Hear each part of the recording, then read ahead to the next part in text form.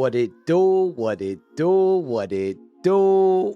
It's your boy Q, and welcome back to YouTube Explorers, and welcome to the hot tub meta in 2021. Nah, I'm just playing, but look, while the game of Scavengers has depth in like different areas to dig into, like with it being a PvE, but what I wanted to do was break things down and talk about 10 things that I wish I would have known when I was starting Scavengers. That way you don't have to continue to make some of the same mistakes, and that way we can get you up and running and rolling through some lobbies. So let's get started with some hot tips from some hot tubs. Wait, no, actually, no. Yeah, we're not calling it that. All right, so check it out. Look, first things first, you've got to split up at the beginning. Divide and conquer has got to be the tactic. Look, I know that this goes up against everything that you have ever learned when it comes to team-based shooters, but this is going to help your team level up and collect more scrap points a lot quicker by clearing out multiple points. There is definitely some strategy when it comes to splitting up, but we're going to cover that in a whole nother video. You want to make sure that you're combing through these houses completely and scavenging for some scraps. Look, I'm hearing too many people talk about the scrap economy and complaining about how little scraps are out there for me to come up through a point where people have already taken all the data points from the boss, but have a whole bunch of drawers and houses and different boxes that haven't been hit that have a bunch of scrap laying around. This also goes for the point that you're at when you load into the game. Never miss out on that extra 150 to 300 scrap, because those are going to really mean the heck of a difference later on in the game. Also, don't forget that after your very first game of Scavengers, you're going to be able to craft thermals. I know that this is a very basic tip that we shared in our research video, but that's why I wanted to couple it with the fact that you can craft thermals before you even level up in the game. Now, what I mean is, once you load into the game and get yourself a little extra scrap, go ahead and craft yourself some thermals. That way you don't have to craft them later, because sometimes those thermals that you didn't think you needed are going to make a whole difference in the world.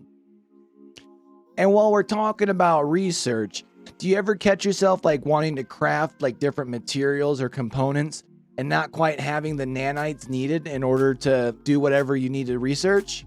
So check this out. What you're actually able to do is disassemble pieces, and what it's going to do is actually give you some more nanite.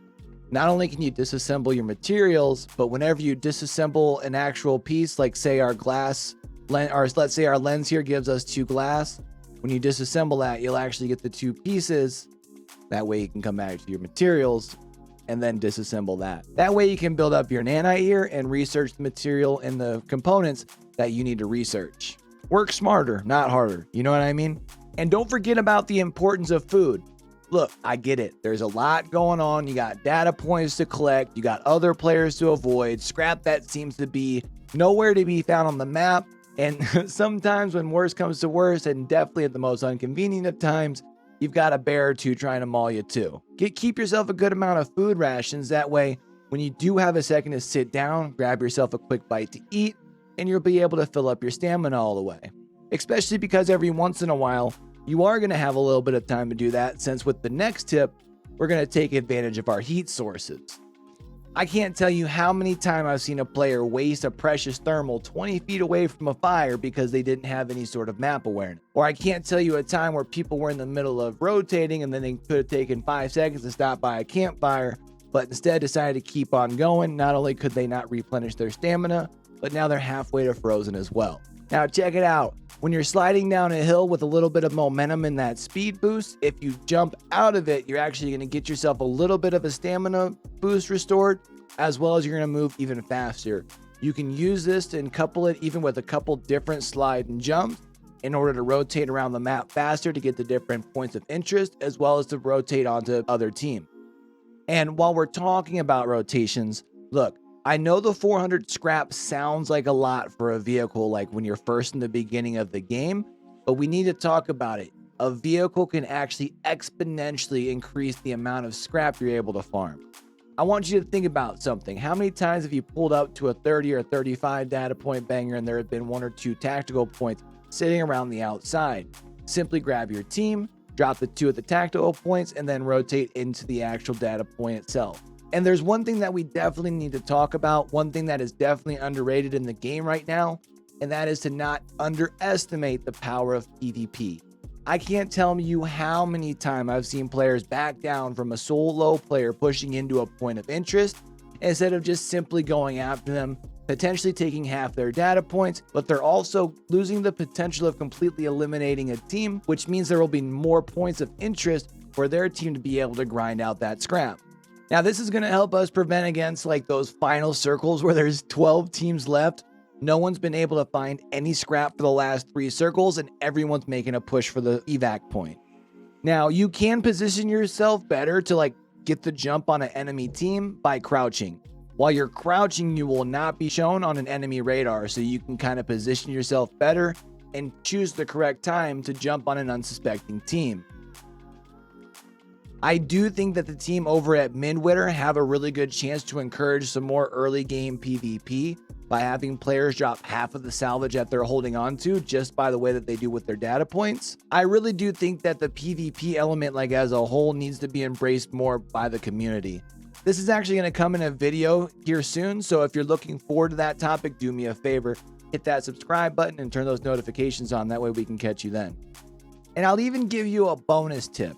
If you're getting ready to rotate on an unsuspecting team and then all of a sudden a storm pops up on you, you can actually use that storm to be able to move freely and push onto that team. Because while you're in the storm, your heat signature won't show up. That means you can run, shoot, and nobody will see you. This gives you a little bit of an advantage.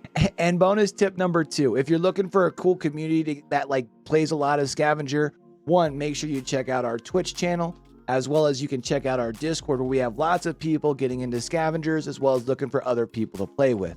Link for both of those is going to be down in the description below. And of course, if you enjoyed this video and if you're looking for more Scavengers content, do me a favor, not only check out that playlist that I'll leave at the end of the video, but if you can hook your boy up with a like and a comment, that's going to help us out with that good old YouTube algorithm and get our content put in front of more people. And of course, if you hit that subscribe button, turn those notifications on, we can catch you back here for the next video, since we are going to be posting multiple Scavengers videos on this channel every week. Alright? Until next time though, for real, with everything crazy going on in the world today, be true, be you, be sincere, game hard and love harder. It's your boy Q, signing out. If you ain't show something, you just don't wanna be me.